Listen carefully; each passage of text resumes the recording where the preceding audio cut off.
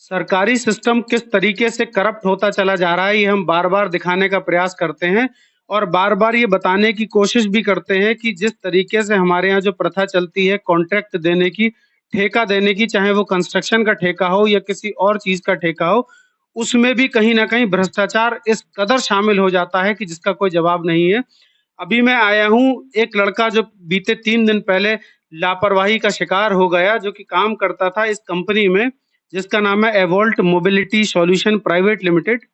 Smart city के तहत जो 15 या 16 बसें चलाई गई थी सिटी के अंदर, जो इलेक्ट्रिक बसें थी, इलेक्ट्रिक बसों का मेंटेनेंस का काम ये देखता था, टेक्निकल काम ये लड़का उसमें किया करता था। लेकिन सिस्टम की लापरवाही ये हुई, अधिकारियों का भ्रष्टाचार इस तरह चला गया कि उससे वो काम करवाया गया जो काम उसके अधीन नहीं होता था। एसी के कंप्रेसर में उससे गैस पड़वाई जा रही थी जो कि उसका काम नहीं था और ये प्राइवेट कंपनी जिसका मैंने नाम बताया, ये कंपनी इस काम को देख रही थी, इसके अधिकारी इस काम को देख रहे थे। इससे गैस पड़वाई गई एसी के कंप्रेसर में और क्योंकि उसका मैकेनिक नहीं था, उस वजह से गैस ज़्यादा पड़ गई और कंप्रेसर फट गया। कंप्रेसर फटने के कारण 32 साल के इस लड़के की, विजय कुमार की, मृत्यु हो गई मौके पर। उनके परिवार से मिलने में यहाँ संजय नगर आया हूँ। संजय नगर स्थित इनका आवास है। ये सभी लोग परिवार के लोग बैठे हैं जो अपना दर्द बता रहे हैं कि अब जिसकी मृत्यु हो गई उसके बाद ये क्या चाहते हैं। क्या परिवार चाहता है सरकार से कि क्या सुविधा मिलनी चाहिए। हम इस परिवार के लोगों से बात करेंगे और ये जानने का प्रयास करेंगे कि घटना किस लापरवाही से हुई और अब परिवार जो है वो सरकार से किस तरीके की मदद चाहता है। आप इधर थोड़ा-सा आ जाइए। ये जो विजय जो खत्म हुए, एक्सपायर हुए, ये आपके कौन थे? ये मेरे बड़े भैया थे, मुझसे बड़े थे और मैं लगभग 3 महीना उन्हीं के साथ में वहीं पे काम किया हूँ। अच्छा, क्या घटना घटी थी उस दिन, मतलब ऐसा क्या हुआ कि इनकी मृत्यु हो गई? वहाँ पे ये जो बता रहे हैं वो इसी तरीके बता रहे हैं कि ये जो एसी खराब थी वहाँ पे और ये हमारे भैया जो थे मैकेनिक थे वहाँ पे। इनका हालाँकि उससे कोई लेना-देना ही नहीं था और एसी टेक्नीशियन जो है वो अलग होते हैं वहाँ पे। मगर इन्हें वहाँ पे ज़बरदस्ती प्रेशर डाल के वहाँ पे ऊपर चढ़ाया गया था और गैस रिफिलिंग के दौरान घटना हुई जिसमें इनकी मृत्यु हुई है। काफ़ी देर वहाँ पे तड़पते रहे थे, जब तक उन्हें दम नहीं तोड़ दिया तब तक वहाँ पे कोई इन्हें हॉस्पिटल तक नहीं पहुँचाया था। और हमें कॉल भी काफ़ी समय के बाद में की गई थी कि हाँ, ऐसी-ऐसी घटना हो गई थी और क्या नाम आप वहाँ हॉस्पिटल पहुँच जाइए। किस किस कंपनी के पास ये ठेका है? कौन-सी कंपनी है जिसके अधीन ये सब लोग काम करते हैं? Volt mobility solution private limited company है, जो मेंटेनेंस का काम वहाँ पे देखती है, जिसे ठेका दिया गया है। ये आई कार्ड है इनका? इस कंपनी में ये काम करते थे और इस पर लिखा है डेज़िग्नेशन में मैकेनिक। किस चीज़ के मैकेनिक थे ये? ये बसों में ये नट बोल्ट होता है, चेसिस ग्रेसिंग, हब ग्रेसिंग वगैरह ये होता है, इसका काम होता था। मतलब ये एसी का काम नहीं करते थे? बिल्कुल इनके अधीन है ही नहीं वो, ना वो जानते थे इस चीज़ के लिए। उसके लिए अलग से टेक्नीशियन होता है, वो वहाँ पे हैं जो घायल हैं नरेंद्र कुमार शर्मा, वो एसी टेक्नीशियन है। मतलब जो काम ये करते थे वो काम इनसे नहीं लिया गया, इसके अलावा दूसरा टेक्निकल काम लिया गया एसी का कंप्रेसर में गैस डालने का, और वो कंप्रेसर जो फट गया उस वजह से उनकी मौके पर ही मौत हो गई। आपको ये बात कब पता चली? ये लगभग 11:30 उसके बाद में मुझे पता चली थी, वहाँ के एक स्टाफ हैं, हालाँकि नाम नहीं लूँगा, उन्होंने मुझे फ़ोन करके बताया था कि ऐसी-ऐसी घटना हो गई और वो जल्दी से वहाँ पे पहुँचो। मुझे ये नहीं बताया गया कि हाँ, इस तरीके गंभीर हालत में हैं या जो भी हुआ। मगर हाँ, जब हम लोग वहाँ पहुँचे तो जिला हॉस्पिटल में उनकी बॉडी थी। वहाँ पे स्टाफ में कोई बंदा नहीं था, जो जवाब दे। वहाँ के व्यक्ति लोग हैं, वो भी कोई नहीं था।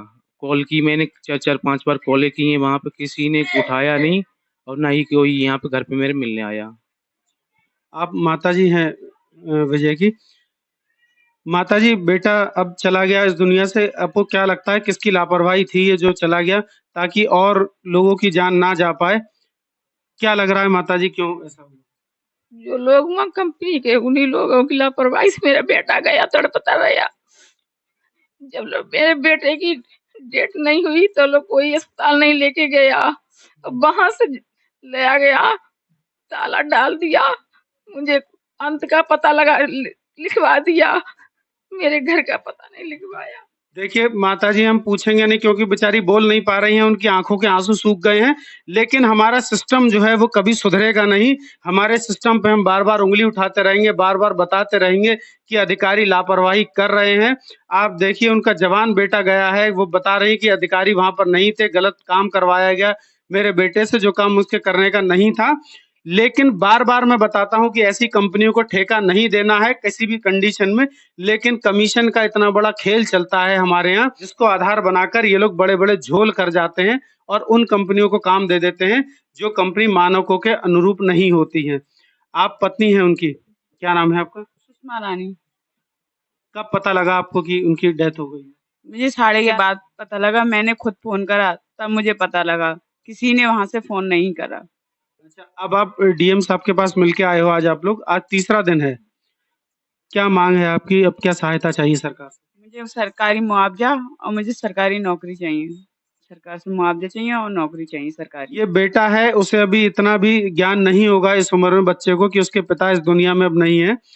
और इनकी जो माँग है वो कहीं न कहीं माँग जायज़ है क्योंकि इनके साथ जो हुआ वो इनकी कमी की, इनकी गलती की वज़ह से नहीं हुआ। जो कुछ भी हुआ है, वो कहीं न कहीं सरकार के सिस्टम की गलती की वज़ह से हुआ है। ये सरकार ने जिस कंपनी को ठेका दिया है, उस कंपनी की गलती से हुआ है। इसलिए इनकी माँग अपनी जगह जायज़ है। इस माँग में हम इनका सहयोग करेंगे और हम ये भी चाहते हैं सरकार से भी हम ये अपील करना चाहते हैं कि इस परिवार की मदद करी जाए क्योंकि कहीं न कहीं एक खाना जो सरकार बचा के रखती है, संविदा पर कर्मियों को लगाने का उसका एक साइंस ये भी है, एक गणित जो है वो ये भी रहती है कि सरकार को मुआवज़ा ना देना पड़े, सरकार को दंड ना भुगतना पड़े। जबकि इस तरीके से ऑन ड्यूटी अगर कोई कर्मचारी की मृत्यु हुई है, उसकी मौत हुई है, तो कहीं न कहीं इनडायरेक्ट वे में सरकार की भी गलती है। सरकार ने ऐसी कंपनी को काम क्यों दिया, जो कंपनी ज़िम्मेदार नहीं है, जिस कंपनी के अधिकारी ज़िम्मेदार नहीं है। पूरा परिवार यहाँ पर बैठा है, पूरा परिवार डीएम साहब से ये दरख्वास्त करता है कि ये उनकी पत्नी है, इनकी योग्यता के आधार पर इनको सरकारी नौकरी दी जाए और कुछ मुआवज़ा जो भी बनता हो, कुछ ना कुछ वो मुआवज़ा इन्हें दिया जाए और सरकार को इस ऐसे गतिविधियों पर तुरंत रोक लगानी चाहिए और इस तरीके के जो भी लोग अधिकारी हैं, उन पर सख्त से सख्त कार्रवाई होनी चाहिए। जिस अधिकारी की ड्यूटी मौके पर थी, जो उन्हें काम जिसने दिया था अधिकारी ने, उस अधिकारी पर अभी कोई कार्रवाई हुई है? नहीं, नहीं, अभी कोई नहीं है। वर्कशॉप मैनेजर हैं विकास गिरी। वो अभी लगभग 25 तारीख को ही हमारे यहाँ पे आए थे, जो कंपनी के डायरेक्टर हैं दीपेश द्विवेदी और साथ में भी क्या नाम गौरव सूद हैं जनरल मैनेजर, वो भी आए थे। इन पे 2 लोगों पे एफआईआर दर्ज कराई है, जैसे कि आपका ये गौरव सूद हुआ जनरल मैनेजर, दूसरे वर्कशॉप मैनेजर विकास गिरी। मतलब इन लोगों की लापरवाही से ये आपके भाई की मृत्यु हुई है क्योंकि इनकी ड्यूटी थी वहां पर, ये मौजूद थे, ये मैनेजर थे, इनको काम देना था, किसको क्या काम देना है इन्हें ये नहीं पता है, जिस वजह से इन्होंने वो काम दे दिया जो विजय के करने का नहीं था और उस विस्फोट में विजय की मृत्यु हुई है। यही कारण है आपके एफआईआर हो गई है इनके ऊपर? जी, जी, हाँ, 4 लोगों पे हुई है। इसमें 2 लोग ये हैं, उसके अलावा एक वहाँ पे जो सबसे मेन सबसे ज़्यादा शेयर हैं कंपनी के ग्रीन सेल मोबिलिटी।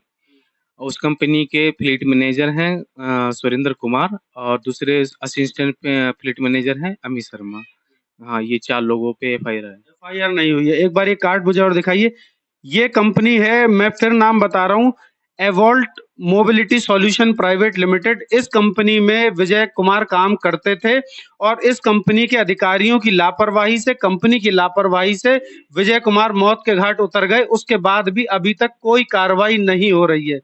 ये इस कंपनी को जो ठेका दिया गया था वो नगर निगम और कहीं न कहीं परिवहन निगम के मिलने के कारण दिया गया था क्योंकि इस कंपनी पे हस्तक्षेप परिवहन निगम का भी है और नगर निगम का भी है। इसलिए इन दोनों विभागों की जिम्मेदारी बनती है कि तत्काल प्रभाव से इस कंपनी से ये कॉन्ट्रैक्ट वापस ले लिया जाए और इन लोगों की मदद की जाए और किसी एक व्यक्ति को, परिवार के, उनकी पत्नी को एक सरकारी नौकरी उनकी योग्यता के हिसाब से देनी चाहिए क्योंकि उनके परिवार का पालने पोसने वाला व्यक्ति अब इस दुनिया में नहीं है। कहीं न कहीं बुजुर्ग माता हैं, पिता हैं, इनको देखने वाला कोई भी नहीं है यहाँ पर। उनकी मृत्यु हो चुकी है, बाकी भाई हैं लेकिन उनके जो करने के काम थे वो कोई नहीं करेगा। हम भी सरकार से अपील करते हैं कि इस कंपनी को तत्काल प्रभाव से निरस्त किया जाए और इनकी जो माँग है उस माँग को सुना जाए। बने रहिए एक्सपोज टुडे के साथ। जय हिंद।